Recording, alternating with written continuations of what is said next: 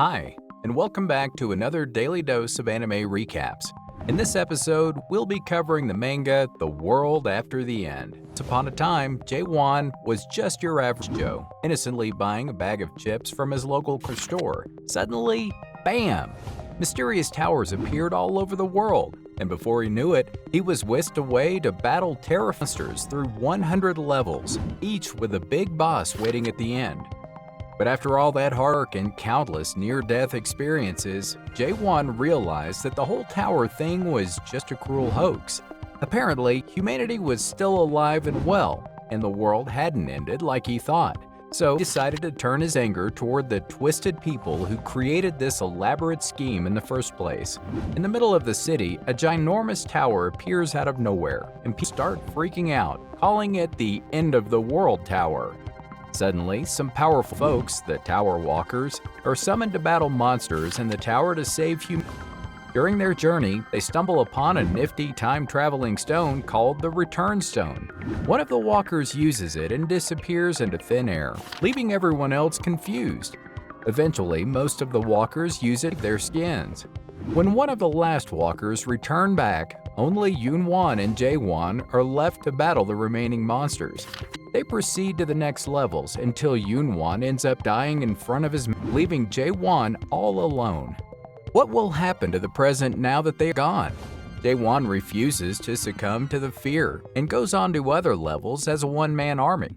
Eventually, he reaches the 99th floor, where the boss monster calls him an incredible human being for reaching this floor, where no other human has reached alone ever since the creation of the tower. Jae-won does not want to return to the past and decides to continue to climb the tower. He isn't aware that someone is watching him through his journey, ready to harvest a valuable product this time around. Picture this. A guy is grabbing snack shelves of a store when the ground starts shaking like a Polaroid picture. A little girl accuses him of stealing, but before he can defend himself, an earthquake strikes and a tower appears out of nowhere. Talk about bad timing. The tower has appeared in the cities of every country in the world, and people have started calling it the Tower of Nightmares. This tower has started sending summons to the people, and it's up to this position as a tower walker. The people who jump into the battle after accepting these summons receive the blessing of the interface system, which enables them to obtain items and skills as if it is a game. However, they soon realize that it isn't all fun. One day, people hear the announcement that a tower impact will take place in their world shortly, while some of them spot a person outside the tower. The tower strikes and a sea of monsters attack all humans, which wipe out a third of the world's population. The people in the tower have no choice but to watch this massacre happen. This is when another summon appears where certain people are chosen as tower walkers to save the world. Of course, no one wants to let the chance of saving the world slip through their hands, and they all climb the tower. These people with special powers are the last hope of humanity, which is why the walkers start to raid the tower. They continue to climb up the levels until they reach a dead end. They don't know how to destroy this hurdle since there's no way violence might work. When one of them tries to strike it down, their eyes fall on a shiny. They are informed that it is a return stone, which can be used to go back in the past. Captain Inchan decides to use this stone, so he tells his teammates what it's like after using it.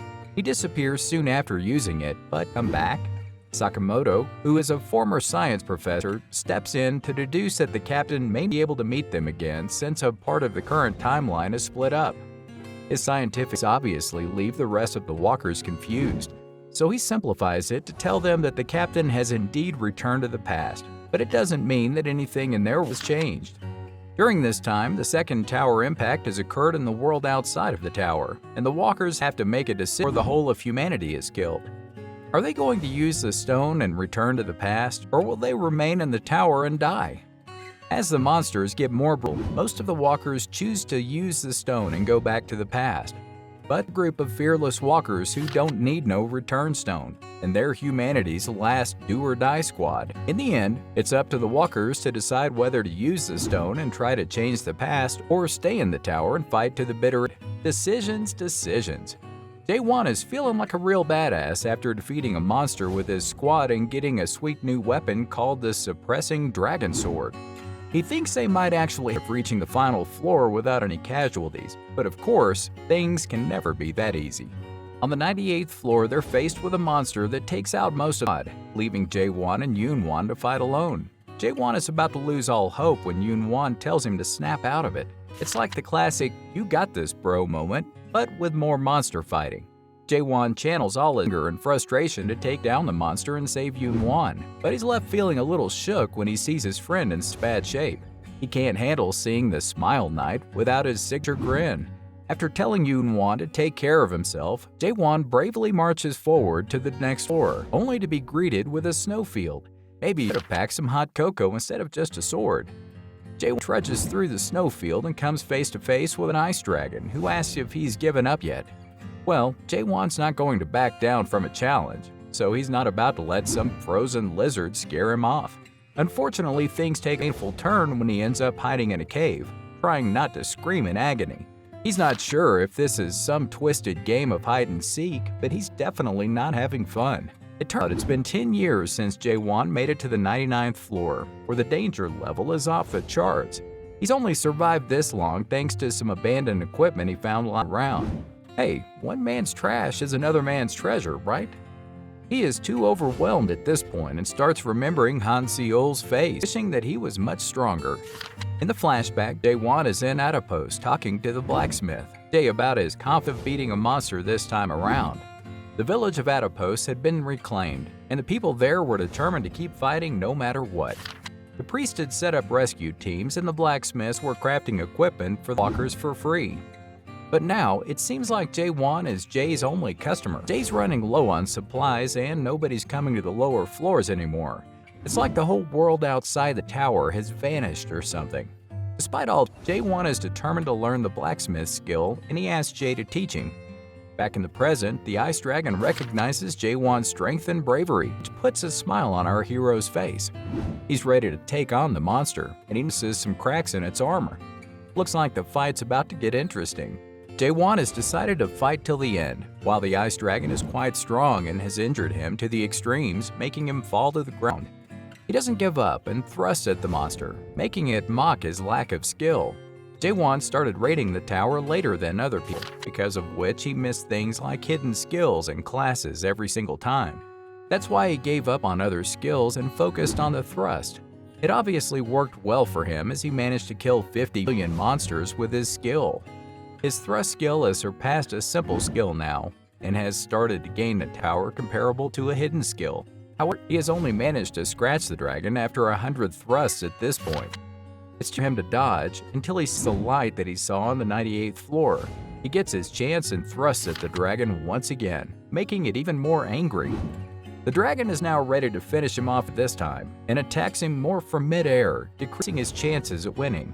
He would have definitely been defeated if he had 10 more humans like him, but the dragon knows that his comrades were fooled by the Mayor's Stone. Jae-won quickly goes out the door before the Ice Dragon finishes him off, wondering why the monster called the stone Mayor's Stone. 5 years later, Jae-won sits on the defeated Ice Dragon, asking him about the Mayor's Stone. The dragon dies after revealing that he will learn everything on the floor, leaving the Ice Dragon's sword behind for Jae-won. He finds the floor to the next level, entering the last floor finally. Jae-won finally reaches the last floor of the tower and is greeted with a display of the entire tower on multiple screens. Suddenly, a mysterious voice interrupts his sightseeing, advising him to relax and enjoy the rest of the show. A message pops up congratulating him for completing all the tutorial games and saving his records for the monarchs of the Almighty Land. Jae-won is confused, wondering if he just spent his entire life in a tutorial. It's like finding out that the last 10 years of your life were just a dream. The voice belongs to a demon named Beast Train, who reveals himself as the master of the Tower of Nightmares. He shows Jae-won a replay of his journey beginning, complete with commentary. Unfortunately, the replay includes the deaths of Jae-won's friends, Yoon-won and Soo-yeol. It's a reminder that life is fragile and can end at any moment. Cue the waterworks. Beast Train offers Jae-won a chance to start the game all over again, but Jae-won declines. He's not interested in going back in time. Beast Train reveals that the Mayor's Stone, which was the source of humans' obsession with time travel, was just a trap. Therefore, Jae-won decides to move forward and hunt down Beast Train. Beast Train tells Jae-won that there are no more floors in the tower, but Jae-won is not buying it anymore. The demon tries to lure him with gifts like hidden items and skills, but Jae-won is determined to attack him. After 72 attempts, Jae-won finally manages to injure Beast Train, but the demon is still alive and kicking. Beast Train then goes on to explain that Jae-won is a special product that he wants to sell. Apparently, Jae-won has gone through a primary process of culling desirable seeds, but he refuses to move on to the second process, which is causing Beast Train a lot of frustration. Jae-won attacks Beast Train again, but this time he manages to get him to sit down and answer some questions. Beast Train explains that there are countless dimensions branching the almighty land, and Earth happens to be the 294th world. Walkers in the tower can work on their status to adapt to the system of the almighty land and earn a chance to travel to a new world. Demons like Beast Train have a supporting role in the game, but Jae-won still doesn't believe him and calls out his bullshit. After defeating the Ice Dragon, Jae-won found himself in a hallucination, surrounded by fine particles and sugar cubes. This is how he got to know that they were the essence of the world. In his conversation with Beast Train, he learns that the almighty land has monarchs who rule the place, and they only accept the top players in their forces. Beast Train promises to guide him to a great monarch, sounding like a sleazy insurance salesperson trying to make a sale. Jae-won agrees to leave in days, and Beast Train curses himself for buying this ancient power. Poor demon. On the last day, Beast Train presents Jae-won with an offer to accept the real game, but Jae-won brings out his weapon instead. And maybe the hallucination was giving him a new sense of being alive, or maybe he just enjoys beating up demons. Beast Train plans to capture Jae-won in the breeding plant of the 92nd floor until the game starts, but Jae-won reveals his personal information, including his nickname of Kaholmant and his age of 784 years old. His plans of handing Jae-won over the Harvester, called the Jet Black Monarch, are also revealed, leaving the demon extremely shocked. This human is not supposed to know all these things. Jae-won's had it as Beast Train's pet project, so he breaks free from his breeding plant prison, leaving flabbergasted. He starts questioning his reality since reaching the 100th floor, wondering if it's all just a mare's dream. But now, he's achieved deeper understanding, and Beast Train reveals his true colors by saying that he won't go easy on him anymore. When were you ever going easy? As the countdown reaches 10 billion, Jae-won goes all in the demon, and Beast Train can't keep up. He tells him that humans aren't just pawns to be traded. Jae-won's had enough of following the script and decides to smash join and climb to the next level. Beast Train begs him to stop since there's no such thing as a next level, but Jae-won ain't buying it.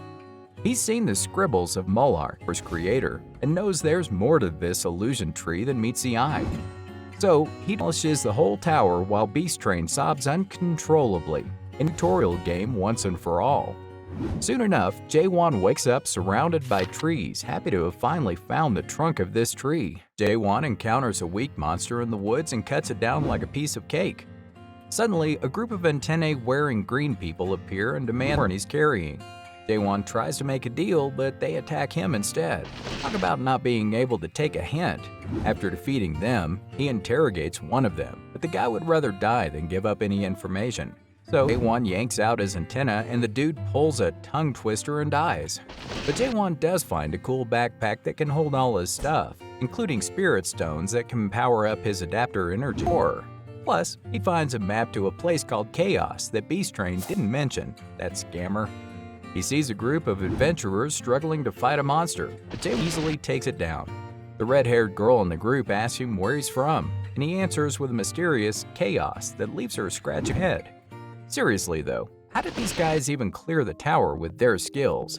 Jae-won has found himself in a sticky situation with the Red Fox clan, buying his passerby story and are suspicious of his spirit power level. Meanwhile, the fiery red-haired girl Mino is ready to tear apart for not answering her questions. He simply tells her that he doesn't remember anything, which makes her even more angry as she's not ready to believe that he has amnesia. To make matters worse, Mino finds out that Jae-won has a powerful spirit weapon and thinks he only defeated the Byhorn because of it. She's not happy that he did her dirty work for her. She wants him to kill the guys in the party, since they will definitely go after him. He thinks about it while the party decides to rest in one place for the night. The guys in the party find out that Jae-won's spirit power is low, making it obvious to Jae-won that they're to no good. They start coming towards him soon, but he is too relaxed for someone who doesn't even have his spirit weapon with him right now, making Mino too freaked out for him. The party surrounds both of them and attacks at once, causing Mino to reveal her true abilities, striking them down one by one, swearing to make them for a terrible fate. The Red Fox leader calls Mino the Witch of Massacre after he sees her kill all of his men. He had his suspicions when she lured the monsters to them, but had decided to keep it quiet. She belongs to the Dark Forest clan and has been sent there to kill the party as they have killed many unknowing non-adapters throughout Chaos. The leader is too smug, declaring that she will surely die here. He hasn't learned his lesson yet, though. He's putting all his trust on Jaewon's spirit weapon, apparently, which is his insurance plan. But he has also called for backup from his clan, who have started arriving now. They have gathered half of the Red Fox just to hunt her and Jaewon, which looks like overkill. Mino believes that she can defeat the Black Fox in one-on-one combat, but she can't obviously defend Jaewon in the meantime. Therefore, she gives him the Mayor's Stone, ordering him to run away. Jaewon, but this stone is not for going back to the past, but to save someone in the present only.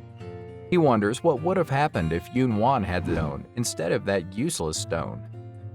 At this point, Mino also reveals that she will never return back to the past if she has choice, as she really tries to do her best while living the present.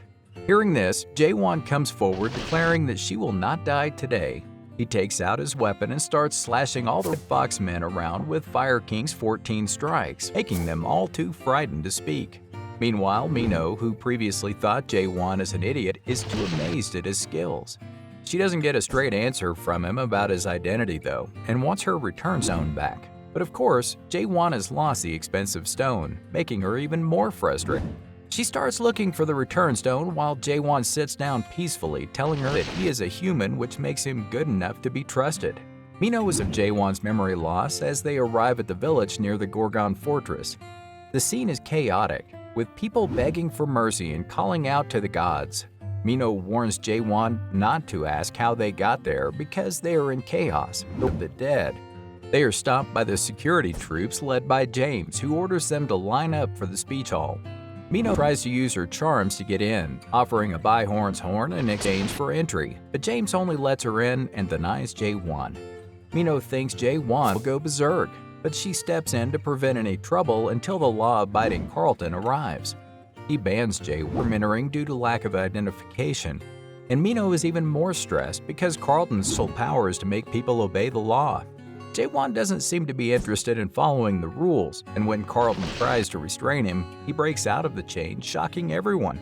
He then tries to bribe Carlton with a spirit stone, just like Mino did with James, and Carlton reveals that he's been waiting for him, calling him the emissary of the Deer Whisperer. Looks like Jaewon has found his match with Carlton's law-bending power, but at least he's got some bargaining chips up his sleeve.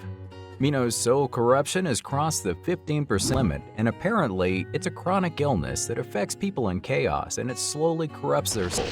No wonder everyone's going bonkers over the Beast Horn, the only cure in town. Carlton, the lawman, examines Jaewon to find that he's pure, which is quite rare around these parts. He even returns the Spirit Stone to Jaewon, probably because he wants to keep his hands intact. The troops allow Jaewon and Mino to enter the fortress, but Carlton warns them that only the Deer Whisperer can control the Spirit Stone. Jaewon seems to fit the bill, but we'll have to wait and see what the higher-ups decide. Meanwhile, Jaewon and Mino were lost in the streets of the village. Mino still dazed from Carlton's law, poor thing. Jaewon just wants to find a blacksmith to fix his sword, but he can't shake off Mino, who's fallen like a lovesick puppy. Suddenly, a gang of thieves appears, demanding Jaewon's azure sword. They even have a huge man with them that looks like he could chop a tree in half. Mino tries to talk out of it, but the brute attacks her for being rude. Big mistake. Jaewon swiftly dispatches him with a single stroke. The remaining thieves soon regret their life choices when they see Jaewon's sword skills in action. Jaewon has killed all of the thieves, revealing to Mino that he only knows how to do thrusts with his weapon. Jaewon reveals that he blew up the roof while dealing with the other street thugs to scare someone who was using stealth skills across from them, which was getting on his nerves. Mino takes him to the blacksmith shop of the mayor, which is also the biggest one in Gorgon, and Navin, who tells him that the shop owner isn't there and only the deputy is inside. They watch while the deputy owner, Michael Garnard, deals with his customers, showing them the quadhorn's horn. He challenges everyone to put a hole in the sword made from the quadhorn to become the deputy owner of the shop for a day. Everyone starts trying their luck but are unable to even put a scratch on it. Jae-won volunteers to give it a try and shatters the quadhorn with a single blow. This makes Garnard too furious at Jae-won since the quadhorn is too expensive, so he has to offer a pentahorn as compensation to him. Garnard accepts the horn since it's more valuable than his previous one, so he permits Jae-won to use the shop however he likes, as the place has the best facilities and artisans. Mino leaves the shop to go somewhere else. Jae-won explains that he needs one sword sheath for his ice drag sword, making Garnard think that it's just a replica of an original one. However, he feels the spirit energy from the weapon, which contains the soul of a pretty high-class spirit, and observes the sorting into a new form. Once the spirit weapon goes through a great evolution, its original name disappears, so he has to come up with a new name for it. Someone tells the Gorgon Inner Fortress Minister, Chiver, that they lost the target the street thugs were slaughtered, and he was gone after he woke up on the roof. Chiver wants Jae-won to be brought to him, asking the fortress master to hang in for a while longer. Meanwhile, everyone in the bar is watching a video that is very popular in Little Brother, which is the 99th floor solo clear. The monarchs seem to like the player a lot. While there are rumors that the tower received a cultivation suspension, it is quite ridiculous that someone will clear the tower alone. Mino walks into the bar and starts drinking a lot of liquor, complaining about Jae-won to the bar owner, Claire, who has to stop her rambling, getting annoying. This is when she gets a letter from Carlton, and a person appears behind her and wants her to do something for him. On the other hand, Jae-won and Garnard are in the midst of refining at the shop. However, Garnard is too afraid of the monster that is showing up out of the Ice Dragon's sword, how to work while this monster keeps bothering them. Garnard is exhausted and he can't keep working since he can't even reach his tools anymore. Jae-won has to make him keep working as it's important to be able to see, which is why he awakens the second stage to make him understand. Bernard can now see the true essence of the pentahorn, and he can't believe that he has been using such steel skills on the sheath. He transported to a world of monsters and dead people, making him think that it's all. He can't understand how he entered such a world and is honestly kind of losing his mind. Gernard is too old to handle Garnak's horns, but he knows that Jae-won came to see the workshop owner, the mayor, not him. He reveals that the owner has been away from the workshop and the only available help left is a pathetic human like him. Jae-won doesn't care about these things as he wants to just continue making the sheath, so he tells Gernard 10 billion times. He keeps motivating Gernard to fight against the norms and to rely on his own eyes. His efforts are eventually successful and the production is complete. It looks like Jae-won is satisfied with the sheath, and Gernard names the sword Lone Wolf, which is an appropriate name for it. Mino is still following Jae-won around like a lost puppy, which makes him a little doubtful about her ill intentions. Jae-won reveals to her that he's going to the mayor and asks about the illusion trees to know how to get to the abyss. Additionally, he doesn't want to come back from the abyss if he does get there. She loses her mind after hearing this and starts calling him out on his selfish behavior and arrogant way of treating those around him as humans. It's revealing that the man she met at the bar has told her to bring him back without trying anything funny in return for a hostage.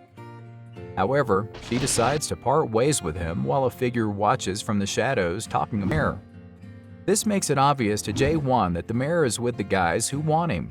Soon, Mino reaches back to the Forbidden Heaven clan leader, Janya, who is keeping her grandmother as a hostage. He doesn't look happy with her for coming back alone, but when has a witch ever kept her promise? She tells him that Jae-won is not coming because he is going to destroy the world. The secret art of shadows attacked her, while the leader waits to find out if the Witch of Massacre can live up to her name. She threatens him with the name of the Darkland, even though Janya's confidence is still intact. At this point, she doesn't have much choice left but to save her grandmother, so she attacks him with blades. However, Janya stops her attacks easily, promising to tear her apart with his own hands. Just as he is to strike her down, Jae-won shows up with his brooding face, making the clan members look pleased with his appearance. until he asks them to get the mayor to come there. Obvious to the clan members that Jae-won is as crazy as the rumors say after hearing his demand to see the mayor. They think that he is just a reckless simpleton, so they decide to kill him right away, but Jae-won takes out his sword to fight them all at once. Of course, Janya manages to dodge his attack. Janya threatens to kill her grandmother once again, so Mino has to ask Jae-won to save her. He is caught in an awkward position as he is just here for the mayor. Jae-won breaks into the soundproof barrier, and his weapon's light is even seen by Carlton and is decided to investigate further. Carlton arrives at the right time, and Jae-won tells him that Janya is breaking the law that he loves so much. Carlton starts saying his little speech about the law, telling the clan members that they will all be arrested for breaking the law. He even tries to retrain them with chains until Janya decides to fight him in one-on-one combat. Carlton strikes him down in a matter of seconds, though, making Janya surrender with chains all around him. Of course, he is lying and uses the Black Cloud to run away, where they end up meeting the Forbidden Heaven clan's elder, Sol Rong. They watch Jae-won come out of the building with Mino, completely fine after inhaling the Black Cloud. Jae-won soon finds the clan members waiting for him outside, which is quite annoying for him. Jae-won brings out Granok's majesty to fight the clan this time, making everyone frightened of the monster that they can now see thanks to his weapon. Most of the clan members die in an instant, and Sol Rong runs away, leaving Janya to deal with Jae-won. Jae-won asks Janya about the mayor's hiding place one more time. However, he knows that if he gives up this information, then he's as good as dead. If he's going to die either way, Janya decides to eat the spirit stone that's in his mouth. Janya turns into a dead version of himself, which is basically a monster, surprising Jae-won even more. Well, he decides to keep his feelings aside and strikes this new monster down with his sword, making him disappear entirely. Now, his next order of business is to find someone from the bar who knows the whereabouts of the mayor. Really is obsessed. Mino is sick as usual, while Carlton wants to alert the fortress. When Jae-won reaches near Mino's sick body, he hears her asking to be killed while she is still herself. Jae-won decides to honor her request and kill her, until her grandmother Claire tells him to stop, as it might not be too late. They have taken Mino to a medical facility where chances of survival keep reducing, and they start hearing warning sounds about the appearance of a small dead in the fortress. All the residents start evacuating. They have no idea where to run off to, since even the troops have turned into dead beings. Suddenly, the Demon Extermination Squad arrives, saving the lives of many residents of the fortress. On the other hand, Carlton is dying as well after inhaling the dark, and even a Trihorn's horn is unable to fully stabilize him. Jae-won tries to wake him up since he has a question, but finds Carlton asking to be killed as well. Aren't people supposed to ask for help in such situations? He even starts reading the laws one more time about the corrupt souls, making Jae-won cringe at his useless loyalty. He wouldn't have been stuck in that darn tower if there were more people like Carlton. Jae-won is about to put a knife through Carlton's neck as his corruption stage has reached 94%. Until the Demon Exterminator Squad Captain, Jahire, arrives declaring that he will get rid of Carlton. Jae-won is not going to let Jahire kill Carlton so easily, since he still has questions for him. Of course, he can't stop the blade of the captain with his bare hands and get away with it so easily. Jahire tells him that he needs to get rid of Carlton, but he can't let a Stage 5 adapter like him turn into a dead being. Hearing this, Jae-won brings out Granok's horn, which can help to bring back Carlton from a certain death. It obviously works out for Carlton. While Mino's deadification progresses quickly and her soul corruption rises to 95%, it can no longer be stopped, that's certain according to the doctors. Jahire moves on to kill Mino while Claire tries to stop him, asking for the divine physician to perform a dead slash on her, which simply cuts away at the corruption. Hearing this, Jae-won steps in to kill Mino herself and enters into a strange world that has an old man which can be the origin of her soul corruption. He figures that she can survive if he kills the old man, who ends up stopping his normal slash. It turns out that the old man is the divine physician, Jung-hyo himself, who is cursing Jae-won for disrupting his dead slash since he has destroyed his sword. Jae-won is ready to lend him his new sword if he saves Mino, which seems quite foolish of him as he has met Jung-hyo for the first time.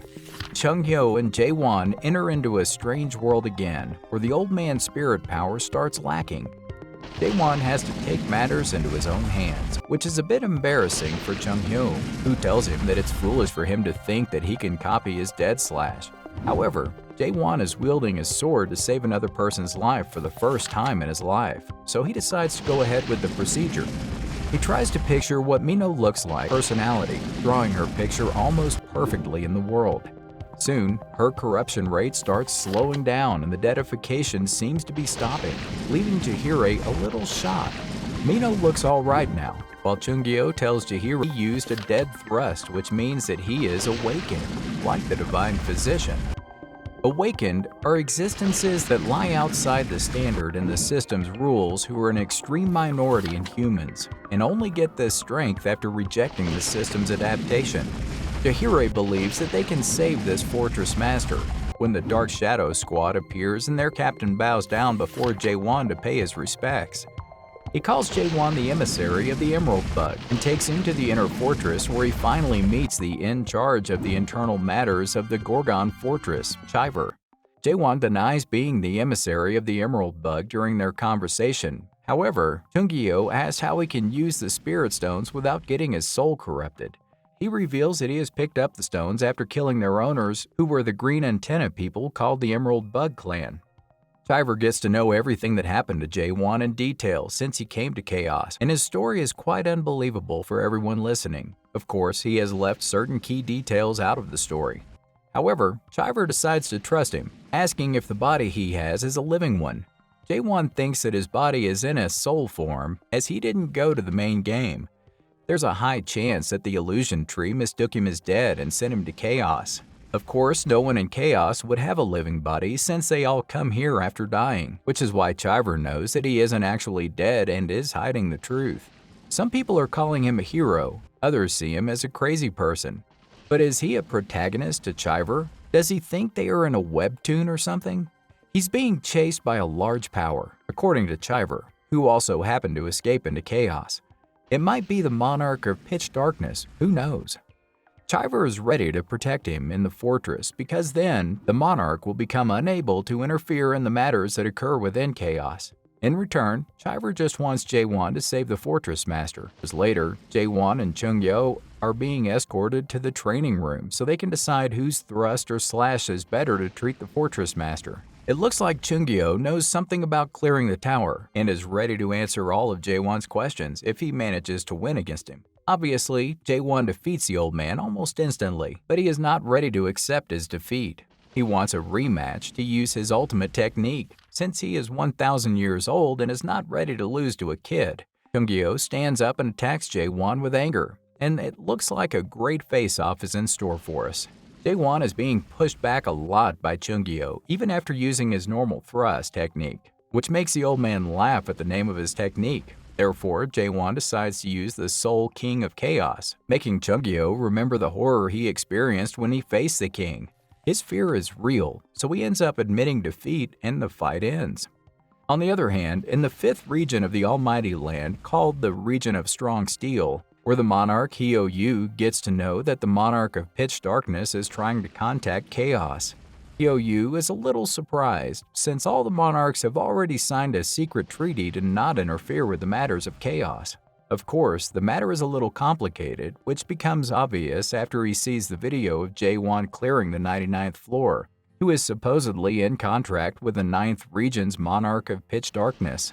Hyo-yu is even more shocked to learn that Jae-won killed the cultivator, Beast Train, and escaped to Chaos after breaking the ceiling of the tower. He can't obviously stand by while pitch darkness is up to something in Chaos, so he wants to help get access to Chaos as well, in order to go there and observe what the hell is happening. Hyo-yu wonders where Chungyo is at the moment, while it's shown that the old man is getting beaten up by Jae-won. He soon finds out that Jae-won carries a hostile energy toward their world and has become the Thrust himself, who is thrusting towards the world every second. Now that he has won, Jae-won wants to know what is the master of the tower. Chungyo reveals that the Tower of Nightmares is made by the mayors, who have ranks from F to S. Some of the mayors don't care about the ranks though, since one master has made S-rank towers when he was just an apprentice. Among them, there are towers with no intention to perform cultivation. However, no one knows the reason behind creating the towers, as the masters just seek the world's truth. One thing's for sure though, the Awakened appears occasionally among those who clear the Tower of Master. Chungyo himself has come out of the fourth tower, which was known as the Moby Dick in the world, where a white whale would appear on the first floor and target humans every minute. The old man is amazed that Jae-won has managed to clear Molark's tower, since no one has been able to do so, and it turns out that he has even traveled with Molark. Chungyo tells Jae-won that the original chaos was a blessed world where souls went to get a sweet rest after getting tired of the almighty land's war. However, in such a paradise, humans started to want the opposite as they missed the real life, which had death, and began to act like they were living a real life. This life included eating, drinking alcohol, and having physical bodies with a beating heart, which was all pointless. However, one day, drunkards that started to do new things appeared with an expedition that dreamt of the impossible and gathered people together to rediscover real life, called the Abyss Expedition. They wanted to head to the Abyss to look for the fruit of resurrection, which were found on the branches of the illusion tree at the end of the Abyss. That fruit could really make the dead come back to life, and the expedition wanted to find that fruit. Chungyo had already awakened at that time and was fearless while Molark led the expedition. He was a really unique individual who met Chungyo, not believing that he managed to achieve incomplete awakening without abandoning his emotions. Chungyo was obviously upset about the cultivation and wanted to know why a mayor wanted to go to the Abyss when they were just supposed to co-opt themselves in a room and create towers. It looked like Molark making towers though, and the reason he wanted to go to the Abyss was because of the one tower that would end all cultivation. Chungyo was only able to reach the entrance of the Abyss because he fell behind on the way, but it seemed like Molark reached the top of the illusion tree since fruits began to drop from the branches. Thanks to that, each of the expedition members were able to go back to chaos with arms full of fruits. Well then, why is this old man still here in chaos? It turns out that they only succeeded up to the part where they obtained the fruit since the monarch was waiting for them on their way back. There was an overwhelming difference of power, and during the battle, the fruit was stolen from them. They still used the fruits they had stolen to revive themselves each time they die for 900 years. At this point, Chungyo passes out after drinking too much, leaving Jae-won to figure out that no one ever saw Molark again after the expedition ended. This is why Jahir appears in panic, announcing that they've gotten into big trouble. Well, the trouble never ends in chaos anyway, right? Jae-won is running towards the fortress with Jahir, feeling the strange energy and the figures that the fortress master is indeed turning into a dead being. Apparently, the fortress master has gone berserk today. Jahir makes it clear that before his deadification, the master was a living legend, since he was one of the few people who went on the Abyss expedition. He wants Jae-won to perform the dead slash this time to save the master. Jae-won is a little skeptical about doing the dead slash before perfecting it. However, they are soon stopped by the captains of the Disruption Tower and Despair Tower. It turns out that they are from the Forbidden Heaven clan, who attacked Jahir, making fun of his skills. Jahir soon gets up on his feet and fights back, telling them to back off. Of course, the two captains do not fear the fortress master since he can't even control his own strength and distinguish between good and evil. The two continue to try and defeat Jahir, who is shocked to find them overpowering his Stage 5 adapter skills. Their growth is not normal and looks more like deadification. Something feels terribly wrong here. The two of them turn their attention to Jae-won now and want to know if he can perform the dead slash since he looks too weak to them. Hearing this, Jae-won starts throwing punches at them to prove that he is stronger than he looks. Men and their fragile egos, right? However, soon he starts feeling a stronger energy, which turns out to be the energy of fear that they want to use to betray everyone else. Saving the fortress master might be Chungyo's job, but Jae-won takes it upon themselves to kill the two right in front of him. Shiver is confused about the fortress master's health, since it has been a day since the dead slash was used by Chungyo. The deadification and energy is supposed to have calmed down, but the master has seriously gone berserk.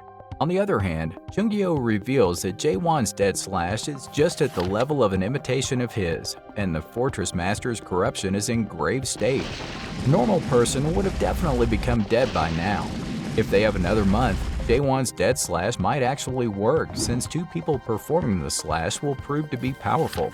Meanwhile, Chiver thinks back to the time when the Fortress Master told him about the appearance of people who could control soul corruption and had decided personally to go and take a look himself. He is laying down almost as a dead being now, since he got infected with soul corruption when he went to take a look around the outer fortresses. The outer administrator, Mayan's last resort is to use the Dead Seal, which can help them preserve the Fortress Master's spirit power at the very least. This technique can be done by the help of Soul Stone, and the Dark Shadow Squad captains bring out the Soul Stone box. Chiver is against this idea and believes them to all be traitors, since the performance of the Dead Seal might lead to the Fortress Master's spirit power to be sealed in the Spirit Stone as it is. Anyone who gets a hold of the Spirit Stone then will end up inheriting his spirit power and can become the next Master of Gorgon. The stone can fall into the hands of someone dangerous, like the outer administrator who surrounds Chiver with his traitor members. This is when the wall of fortress breaks down and Jaewon appears looking all heroic as he usually does. Jaewon tells Mayan that his traitorous acts have already been exposed to the world, as the two captains he sent to stop Jaewon are dead now.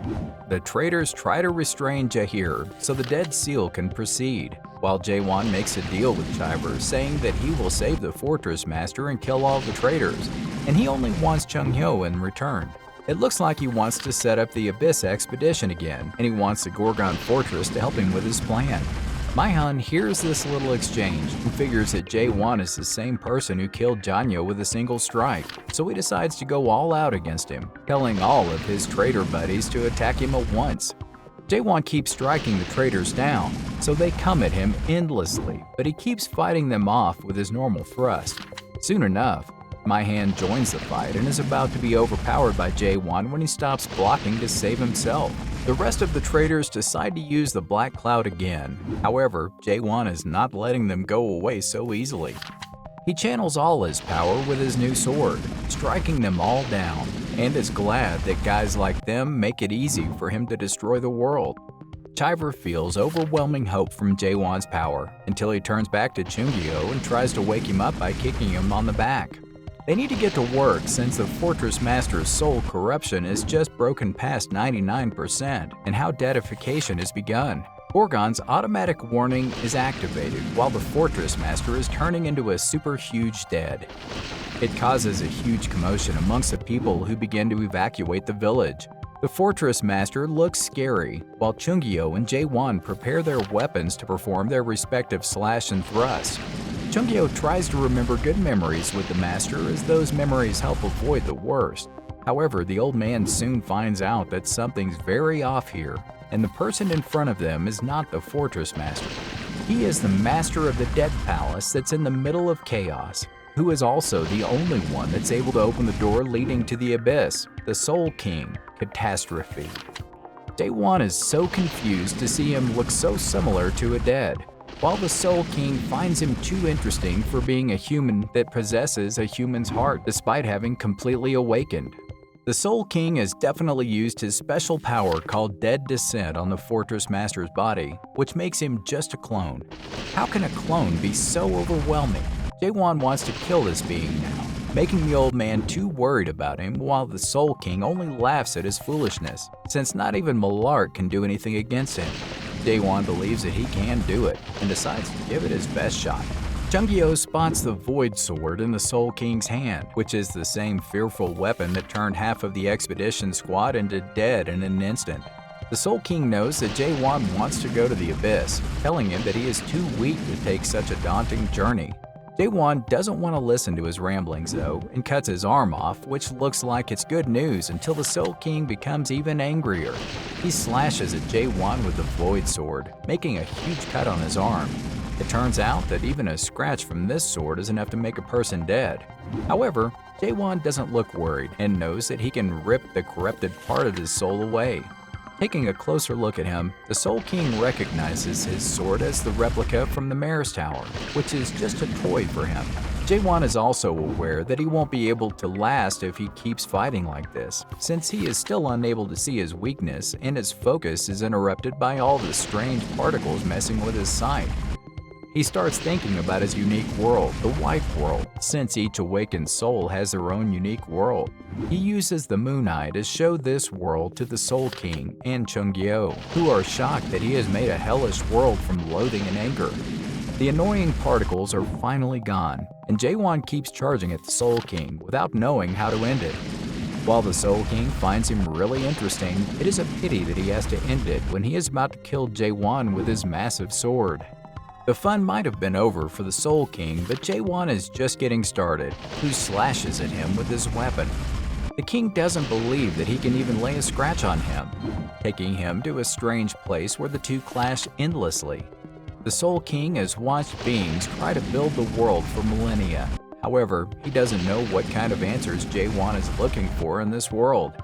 While he keeps on giving his speech on the world, Jaewon's motives and the existence of the illusion tree, Jaewon keeps on charging at him with his sword and is too injured. However, it doesn't look like he's going to give up. He has definitely experienced this situation before, so he keeps on testing his theories, making the Soul King even more frustrated. When the king decides to end their little game, Jaewon becomes even more sure that he is connected to the main body of the Fortress Master since it's a clone, so he uses the technique of the crack. His attack makes the entire clone disappear out of existence, promising Jaewon that he will wait at the entrance that leads to the abyss. An extremely injured Jaewon decides that he needs to become stronger, since thrusting alone is insufficient. While the strong thrust may be good against numbers, it's not as effective against a strong individual because the damage radius is too wide. He knows that he was only able to use it this time to distract the Soul King and buy some time. It seems that he needs a new technique to deal with powerful individuals. Suddenly, he hears the Fortress Master thanking him since he was observing him the whole time. Maybe it's time for Gorgon to experience some changes, so he makes Jaewon the new Fortress Master. When Jaewon walks out, Chiver and everyone else falls down on their knees after seeing the pattern on his arm, paying respects to their new Fortress Master. 2 days later, Jaewon refuses to become the Fortress Master since he doesn't have time to waste. His goal is to get to the abyss. However, he can't even pass on the title to someone else as the pattern won't let him do it. Chiver keeps a huge stack of documents in front of him to go through and leaves. Soon, a magic paper starts congratulating Jaewon for becoming the 17th Fortress Master, who tells him all the obvious do's and don'ts of the position. Furthermore, it tells him not to become greedy or try to change anything. After listening to all these foolish rules, Jaewon tells Chiver that he's going to get rid of Gorgon's Fortress Master, since the purpose of the forest will cease to exist if there are no enemies. The Fortress Master won't be needed in that case, so Jaewon is on a mission to unite Chaos now. There aren't festivals in Chaos. Instead, a ritual known as Soul Farewell Procession is held to send off those who have passed on. This might probably erase the dead. The name of the previous Fortress Master is finally revealed, which is Emil Grochesk, at his Soul Farewell. This is the name of the darn old man who made Jaewon the Fortress Master. He can hear all the whispers about him being too young to take on this position, which makes him look like he wants to kill them all.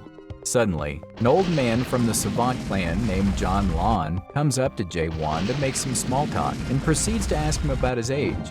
These people are too obsessed with his age, aren't they? There are also rumors that the new Fortress Master is a non-adapter, which is a great chance for Lon to take revenge for the humiliation he faced 10 years ago. Turns out that he wanted to set up a branch in Gorgon, but was rejected for trying to bribe the guards of the gate. This new Fortress Master clearly presents an opportunity from the heavens. This is when Jaewon's the highest level illusion skill takes him to 8 gates of heaven after he shakes Ilin's hand. Ilin is too evil for making him taste the hellfire of the Crimson Dragon in his illusions. He expects Jaewon to have no choice but to listen to his orders. However, his trick fails as he comes out of his illusion. Now it's his turn to take Lon to his illusion world through his Moon Eye, showing him a different kind of hell. The old man can't take it for long and falls to his knees, begging for mercy in front of the new Fortress Master. Jaewon decides to let his stupid trick slide this time, while everyone else in the procession watches with surprise. Now it's time for Jaewon's inaugural speech, so he starts off by acknowledging that he knows people are not happy with him being the new Fortress Master, but he really doesn't care. Furthermore, he's ready to make anyone else the Fortress Master if they manage to defeat him in a one-on-one match. He's too smug for a 60-year-old. He gives them 1 month, and if the people fail in challenging him, he declares that all of them will become a part of the Abyss expedition that will depart 2 months later. Chiver surely believes in Jae-won and accepts him as the Fortress Master even though he makes ridiculous declarations. He simply observes him as he challenges all the people, but he knows now the situation is getting out of control since a mob is waiting outside the inner fortress waiting to fight Jae-won. Chiver angrily walks towards the Fortress Master's office and finds Carlton sitting there with Jae-won nowhere in sight. Where the hell did he go? It turns out that he's gone to visit Chungyo to tell him he has created a new technique, showing him a preparation pose that is softer than usual. Of course, Chungyo wants to name it the Chungyo Thrust, as he believes that his new technique is a ripoff of his slash, until Jae-won shuts him up by attacking him. This is when they find the Lightning God clan leader, Yoon-young, lying on the floor. It turns out that just a few minutes earlier, Yoon-young entered the fortress to assassinate Jae-won and got caught up in the attack that was meant for Chungyo. Yoon-young is soon defeated by Jae-won, leaving the leader a bit shocked at the extremely mysterious man in front of him. However, he decides to stand up and fight again, and Jae-won accepts the challenge happily. After a series of slashes and dodges, he gathers all of his energy to destroy him in one go, but ends up losing again when Jae-won uses his new technique. Soon, Yoon-yu comes back after spreading the rumor that he barely lost to the fortress leader. Jae-won had asked him to do so since he wants a lot of strong people to start challenging him now. It's taken exactly 100 years for the Yoon-won clan to get where they are, and Yoon-young is one of the 5 members. However, he is a slave alongside the comrades that clear the tower with him. Most of his friends have either died or been sold for more gold, and he is the only who has miraculously survived. After gaining trust for 100 years, he officially becomes a servant until he decides to betray us and plunder the secret annual vault of the Yoon-won clan. This is how he steals the lightning gold art. He manages to kill, making every single cell in his body much younger. Of course, he gets killed by them after being chased for 20 years and comes to chaos. He is able to become the 9th clan of 10 clans in 100 years, but he can't dodge the fact that a guy like Jae-won has become the Fortress Master of Chaos. It doesn't make sense to him. Now that he is defeated by Jae-won, Chungyo tells him that the Heaven clan almost occupied Gorgon until Jae-won saved Gorgon from collapsing, who wishes that he had known all this information before he came here to assassinate him. This is when the Fire Clan leader, Kang Wong, arrives to challenge the Fortress Master for a fight along with the South Clan's leader. They want to take turns, however Jae-won come at him together since he is practicing his new technique. Well, he surely is full of confidence. Kang Wong attacks him, and the fire from his sword doesn't even scare Jae-won one bit. Jae-won used new thrust only once to send them flying out of the training ground, and as usual, it's hard for him to control his strength. Now it's his turn to fight the other clan who didn't attack him with wand, since he doesn't like fire. To be honest, only fools like fire. The Southern Sea clan, K-won's chosen, seems to be water, which makes Jae-won feel like he's being reminded of Pokemon. In any case, the challenger seems stronger than the other two. Something's different about this guy, as he's not charging recklessly at him, keeping himself under control. Therefore, Jae-won decides to make the move and attack him, but his opponent moves out of the way. He accepts this quite early on and wants to start talking about the Abyss expedition, came here with ulterior motives. Kang Wong is really mad at Yoon-young for lying about barely losing to Jae-won, but now he doesn't have a choice and needs to join the Abyss quietly. Kamen has come here with the intention of joining, so we obviously care. He wasn't able to join the previous Abyss expedition for not being strong enough, and had even witnessed the fall of the last expedition squad 900 years ago. Wong agrees to join as well, while Yoon-young runs away, but turns down to Jae-won, swearing his complete loyalty to him. He wants to be accepted as his family member and promises not to steal any martial arts manuals from him. He also the Lightning God clan no longer exists in Chaos, since only 7 people have survived. Lightning God clan was done about a week ago, and to summarize Yoon-young's situation, after losing quite pathetically to Jae-won and not having anywhere else to go, he wants to be accepted by them. Yo also ends up revealing that Jae-won saved Gorgon from the Forbidden Heaven clan in front of Kamen and who were as shocked as Yu Yang was. The same clan is responsible for destroying Yu Wang's clan and a few other clans. This means that the Manticore Fortress completely fallen to the Forbidden Heaven clan. This is why the news hasn't spread, as the clan has gotten complete control over the cell system and has blocked the messaging system. They wish they had WhatsApp. Jae-won figures that the smaller the rank, the stronger they are. Yu Yang explains that there are 4 fortresses in a clan. Yu Yang explains that there are 4 fortresses in a clan that ruled over about 10 clans, with 1 to 10. The strongest one is the rank 1 clan, while the weakest is 10. However, the Forbidden Clan, which is at rank 10, has managed to somehow defeat the clans of the higher ranking. He is certain that some supporting them in all of this. Thinking back to the time he met the Forbidden Clan, Jae-won wants to know if the mayor or the person Anya was afraid of are at the Manticore Fortress. In time, the Forbidden Heaven clan leader, Lim Jin-hong, on a throne in a fortress over the dead bodies of many people. Apparently, the Dark Clan leader is still fighting the forces of the Forbidden Heaven clan with his team, but it looks like it will be over soon. Lim finds out that Yu Yang has escaped. Manticore has probably run off to Gorgon, and figures that the clans might join hands against them. He knows about the new fortress master who's betting his position to gather an expedition for the Abyss, not believing that someone still thinks like that. While they had less forces compared to Manticore, Mahan has put a lot of effort into gathering stones, which makes him too ashamed to meet the Monarch of Pitch Darkness. He watches Jae-won on a screen. His face looks kind of familiar to him. And it turns out that it's the message Monarch where he's asking Lim to find the runaway products. Why are they being asked to look for something they failed to manage though? It makes even less sense to think about it that some random product has escaped to chaos after destroying the tower.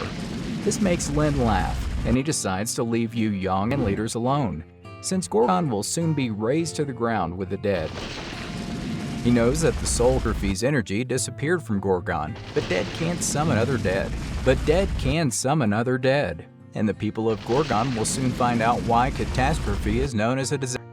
On the other hand, Wang figures that a monarch probably backing up the Forbidden Heaven clan as he heard that the Almighty Land is having a war throughout its lands, and someone might be taking advantage of that to get involved with chaos. Kamen suggests that try to contact the Resurrection Palace, where the monarchs and 5 clans revive, but he doesn't like the idea of asking for the monarch. It looks like a war is certain, while Chungyo tells Won that the Resurrection Palace is too strong for him to do at his current level. However, it falls on deaf ears since it really doesn't matter to Jae-won. Jae-won Chungyo that he's going to join him in his crazy place. He doesn't look too happy with his suggestion. However, he doesn't have a voice in front of this kid, so he stays quiet. Jae-won continues to tell the rest of the guys that he will first then destroy the Resurrection Palace that stole the fruits 900 years ago before departing for the Abyss expedition. He needs true comrades who are willing to go through all of these stages with him. He will do it alone if he doesn't find a squad. Kai-wan and Yu Yang rapidly decide to join him, while Wang stalls for it and isn't quite sure that Jae-won is capable of leading the Abyss expedition. He wants Jae-won to get acknowledged by 3 leaders. He will trust him as well. Jae-won agrees on one condition, that he will host the tournament of his clan leaders on the line. If they make it to the quarterfinals, then he will acknowledge them as well. His idea does make sense since there's no proof that they are the Chaos either. It turns out that the tournament is starting right away, and all the strong people in Chaos and spectators flock to ground to watch them. Each inspection gate is having problems confirming identities as it reveals. And Jae-won's plans are only up because he has appointed Carlton, Claire, and Jahir as tower leaders. The tournament is going to be held at the northern outer fortress where everything was destroyed because of the Open clan. And Claire declares that Gorgon will make a profit of $13.28 billion with this tournament. Chiver's disagreement with him doesn't really make sense now, because sure, he hasn't seen that kind of money in his entire life or afterlife. At the south of Chaos, where the fortress is built by nature, the fortress master Aisha Lindcroft senses that something bad has happened. She uses her top-level skill to scout and finds one of the 3 great dead, backwards walking Magrite. Going towards Gorgon with the rest of its squad, she immediately decides to inform the Gorgon fortress master about this development. Back at the Norreeds of Gorgon, the tournament's down to the pre-quarterfinals within 3 days, and it's progressing pretty fast. This is where meets Maguk, the limitless clan leader who has grown quite strong but hasn't participated in the competition. Meanwhile, Wong loses the match against a woman who is the subordinate of the Steel Monarch. Who is the subordinate of the Steel Monarch? Who is the subordinate of the Steel Monarch? Hyo Yu. Monarchs are up to something in this competition for sure. With this, the quarterfinals start right away as Jae-won is quite an impatient person, and the Myung's turn finally making the crowd go crazy. Facing off against Jae-won himself, who sends him flying off to a wall with a single powerful thrust. His skills are getting, aren't they? But he needs to stop showing off at this point.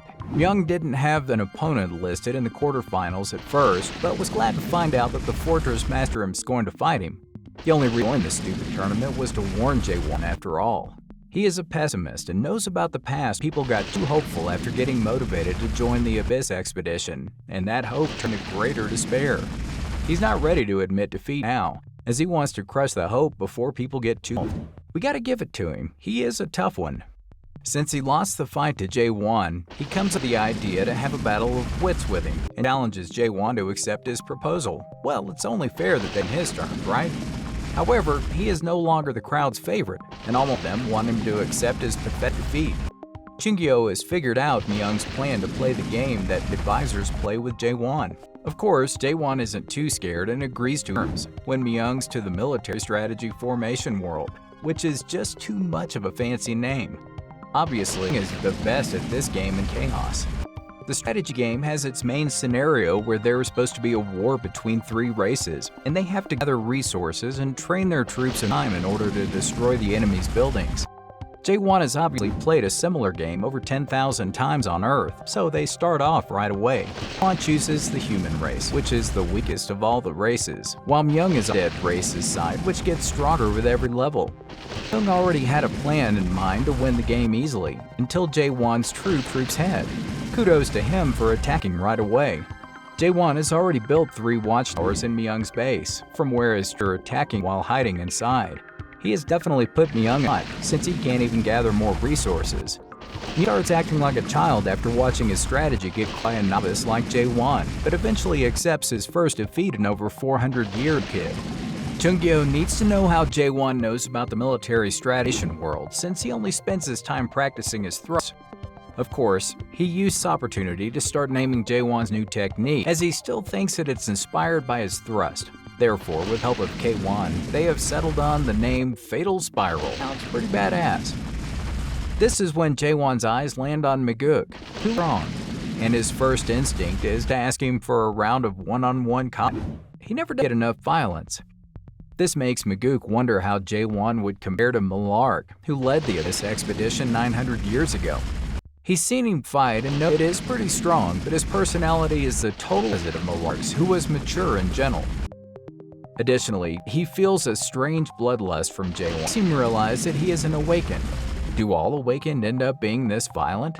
Back to the tournament, it's time for the next quarterfinals match, when Jae-won walks on the ground as he doesn't want to waste more. 3 players in front of him look pretty strong, apart from Kamen and Yu-young, so he announces that all 6 of the participants to fight against him alone. Furthermore, he promises that the first one to take it down will be the new Fortress Master. The crowd is going wild as we feel after hearing this announcement though. Jae-won has made this decision to fight against the 6 competitors in order to gain the trust of everyone around, and since there is a time crunch and the only way he can do that is display overwhelming strength. However, the strong girl from Earth chooses to opt out of the competition since it's too troublesome, and knows that something is going to appear anyway. What does she mean by that though? Yu-young and K1 also give up, stating that they don't stand a chance against the Fortress Master. They clearly want his face at this point. The 3 remaining participants include the Priestess Clan's leader, Yuk Rong, along with her Vice Clan leader, Captain Hyu-young. Jae-won doesn't mind all of them attacking her, but it turns out that they aren't there to fight with Jae-won, and only want to know his personality. They declare their intentions in front of him, and end up voluntarily entering the Abyss expedition. If they had been clear, there wouldn't have even been a need for this long tournament. Gyukrong continues to commend Jae-won for his method of selecting strong volunteer expedition through the tournament, and uses her advanced skills to see through the inner thoughts of the audience. She addresses the audience asking if they want a better future for chaos, when an old man named the Gentleman's Sword Han Myung-won speaks up saying that he hasn't come here to just watch people.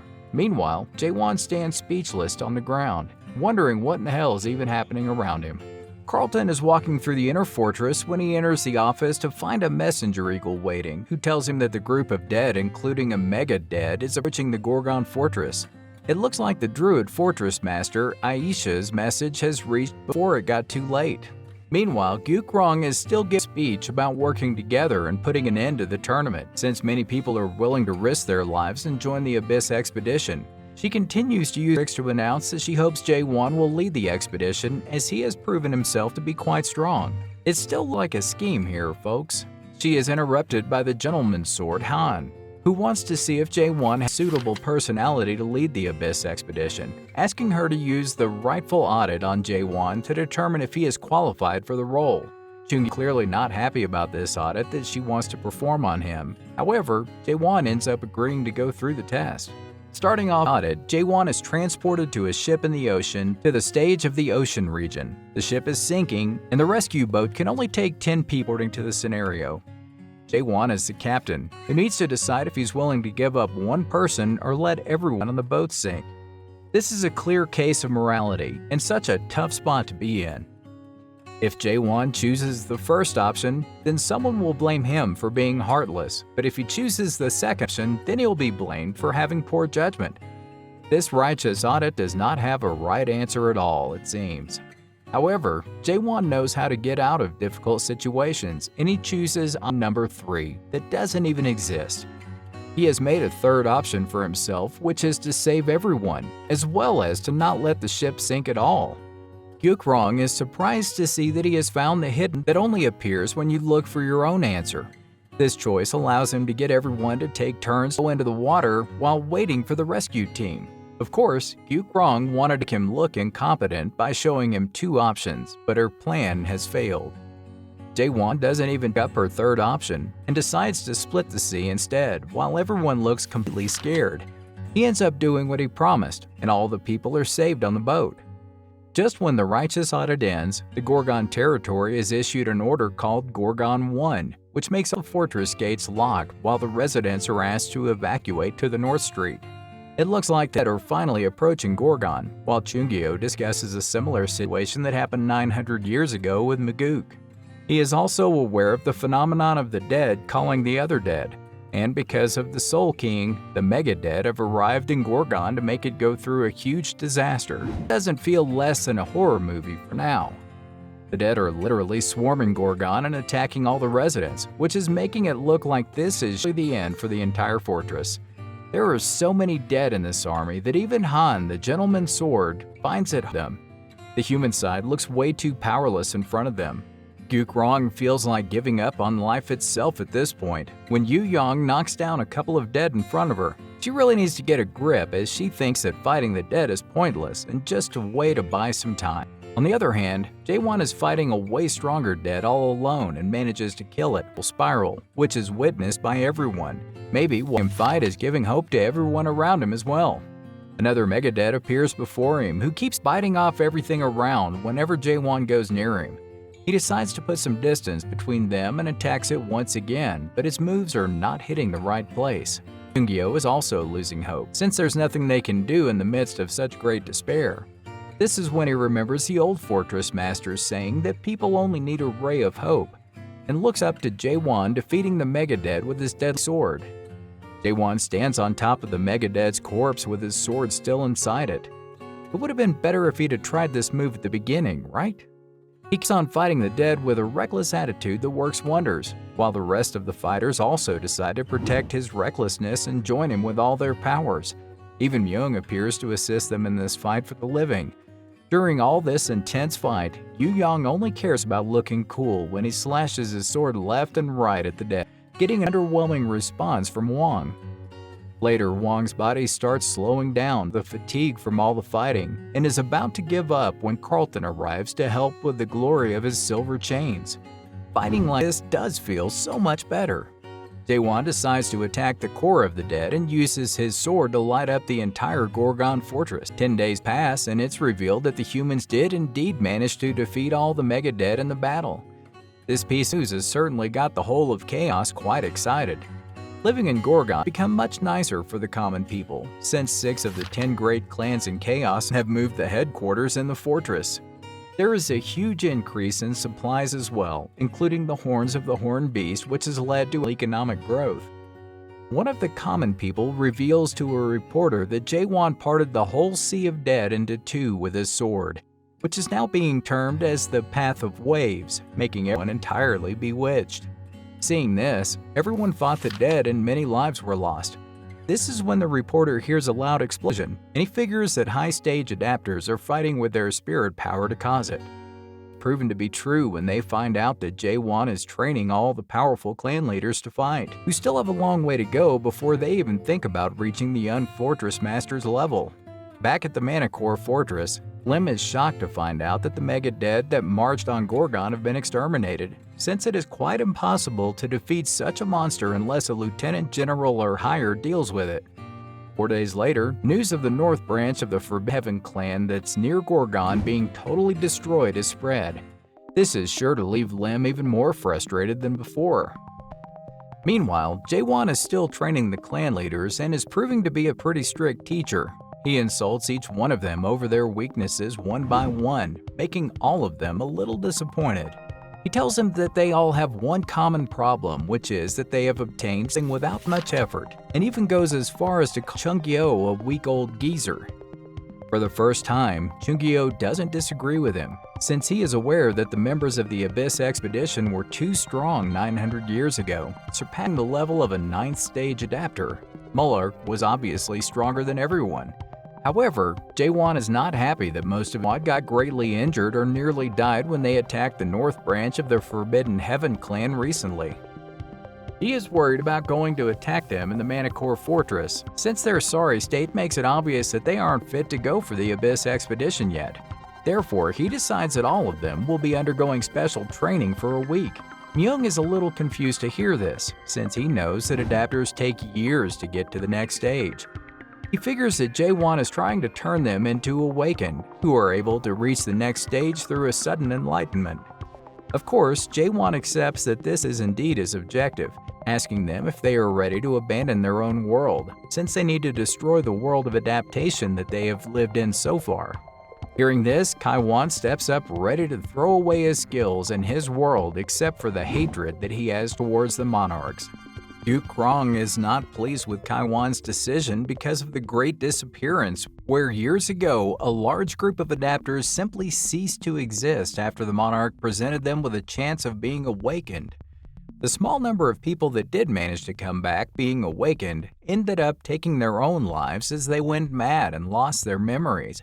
This is surely not great motivation for them to become awakened. Jae-won understands their concerns and promises to only take volunteers who want to be awakened, and for the rest, he's ready to make them stronger within a week's time. How is he going to do this? Well, he leads them to a building made of the horned beast horns, where all the clan leaders receive summons from the Tower of Nightmares.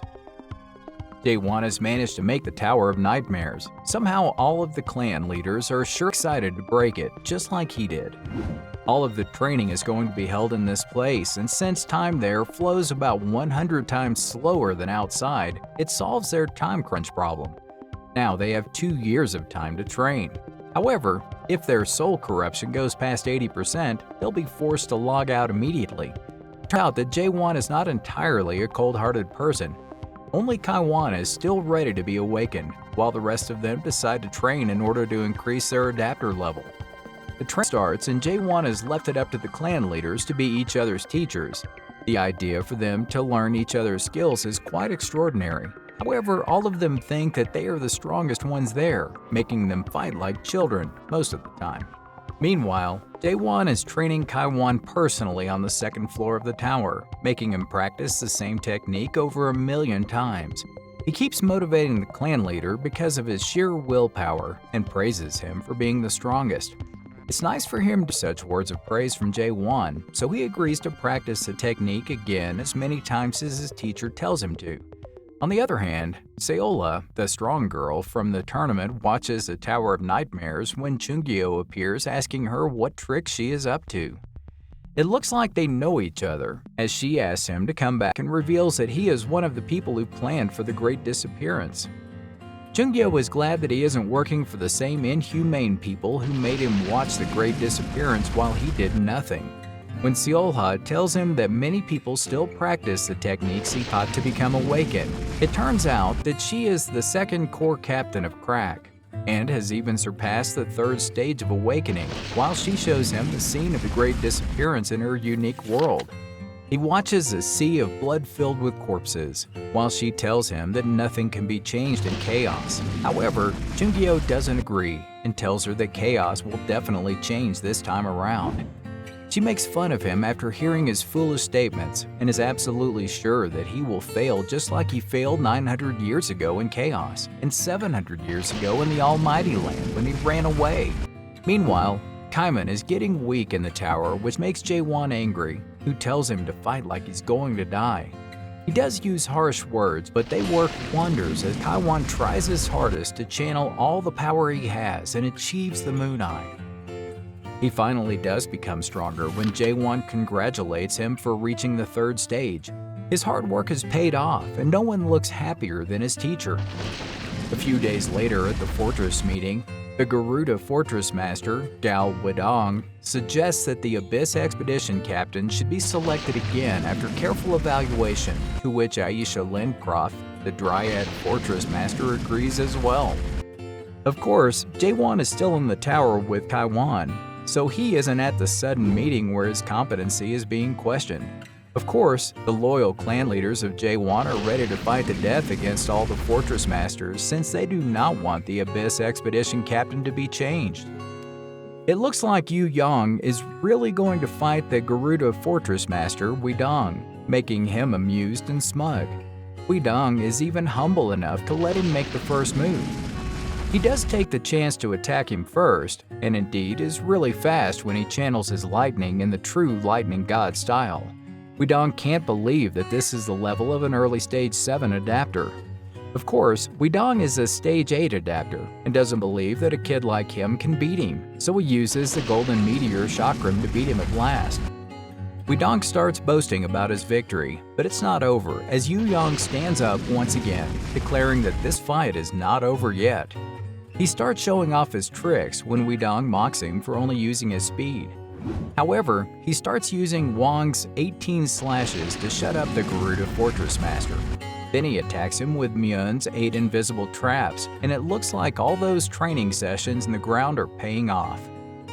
Wedong can't believe that these clan leaders have taught each other their own techniques, so he gets serious as well.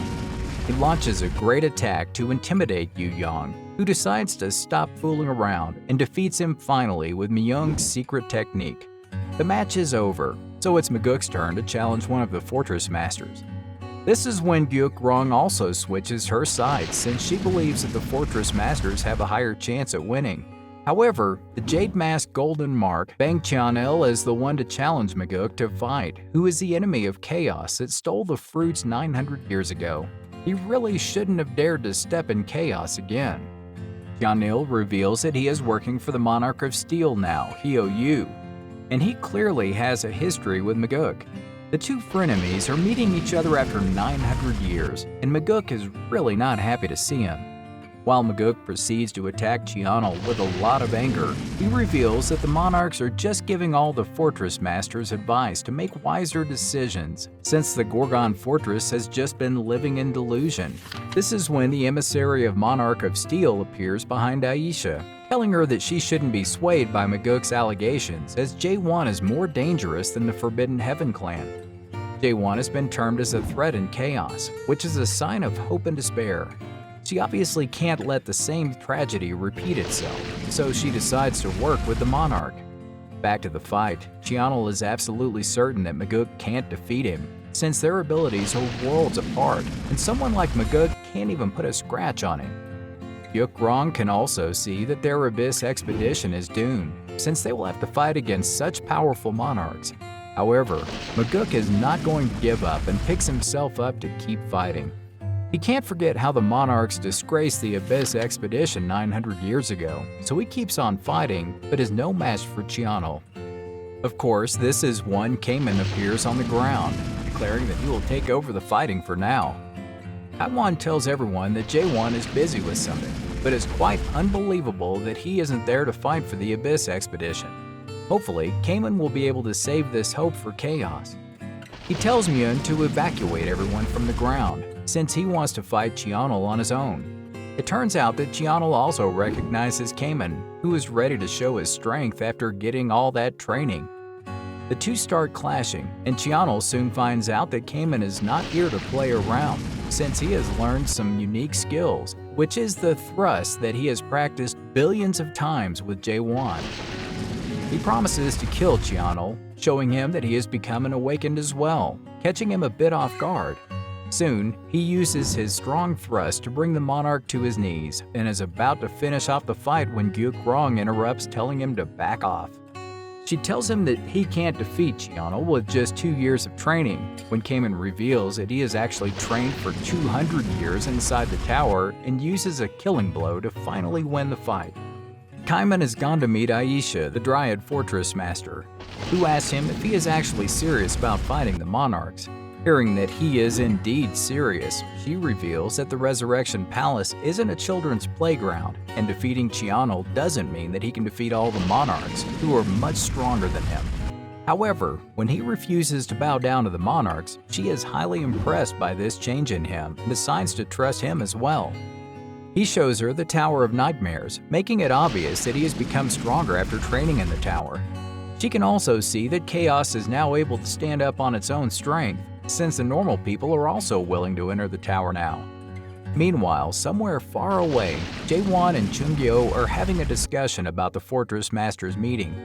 It looks like Jaewon is confident that Kaiman has taken care of the situation with the opposing side. Chungyo knows that he isn't as strong as Jaewon, since his awakening was based on just fighting against enemies. However, Jaewon's awakening led him to question his own existence. Jaewon reveals that he has trained in the tower for 1,000 years now, and is ready to go to the Resurrection Palace.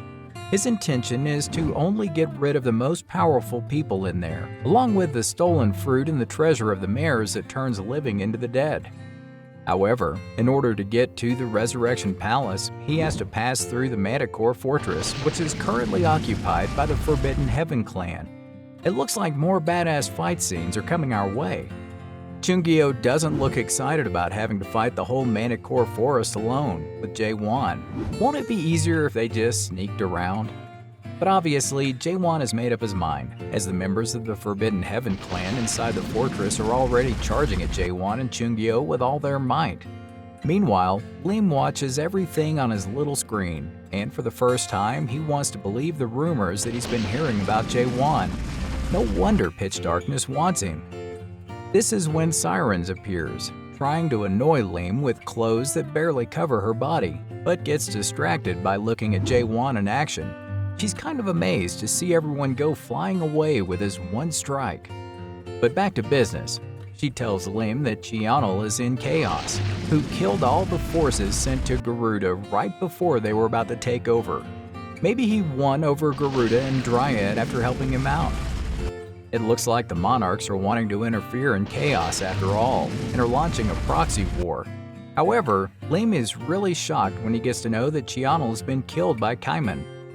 Meanwhile, Jaewon and Chungyo are done fighting with the clan's existing troops when a whole new troop appears in front of them, led by Gorgon's previous righteous warrior Heinz. It turns out that Chungyo refused to make him stronger 100 years ago, when Gorgon was at war with one of the other clans of Chaos, which made him leave his old fortress. Now he is the vice clan leader of the Forbidden Heaven clan, and belongs to the Dead Demon Warriors. Heinz is ready to play along with Jaewon and attacks him with his secret technique, but of course, he is no match for the awakened Jaewon. That's how all of the warriors decide to attack together, while Lim watches his dead demon warriors being cut down so easily. His only option now is to attack Jaewon with the rest of the dead demon warriors, since he believes he can surely defeat him as he's about to reach the level of the monarch. In the meantime, Jae-won takes Hines to his unique world, which makes him wonder if he would have been able to chase after the same dreams as him if he had continued his path as a righteous warrior.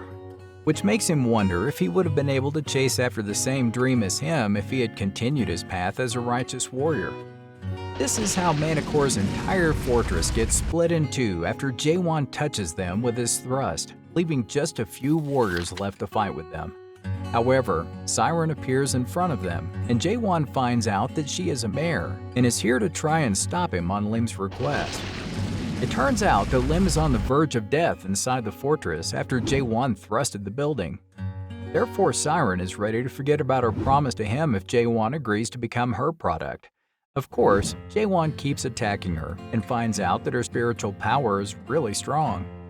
Looking at his defiance, she decides to forcefully take him into his possession and uses her authority magic on him. Jae-won keeps dodging her attacks while thinking that she can be of great help in their Abyss expedition if she agrees to join them. There's no way she'd surrender though, so she takes him to the original 8 gates of hell where they face off against each other. With every different gate, she keeps realizing that Jae-won has a strength that no human can possibly possess. They soon reach the 7th gate, which is called Self-Hell, where Jae-won's main opponent is his own self. Jae-won watches all the different versions of himself from different times in this hell, and has the same techniques as him. It seems like they are as strong and as smart as him, so how is he going to defeat them? Having no choice, the original Jae-won makes the first move, and is glad to find that most of them only know his basic thrust, which is a little offensive to be honest. He is even taken to the memory from when he was about to enter the tower, and sees how his superior kills all the commanders of their platoon because he was being harassed. Of course, Jae-won was the only one in the unit who survived, and was thrown into prison for 15 days as well. That was the day he actually started to hate this system that suppresses individuals. Suddenly, the faces of all the people he was once close to flashed before his eyes, so he ends up defeating his own self. He knows that this is truly hell where he has to kill himself to move forward, while Siren is quite surprised to watch him not lose out to his own ego. However, he doesn't stop at this stage and continues to the 8th gate, as he just wants to get out of this place. Opening the 8th gate, he finds no one waiting for him as a voice comes out introducing itself as Malark, who wants to narrate his story. On the other hand, Jae-won and Siren are both unconscious in the real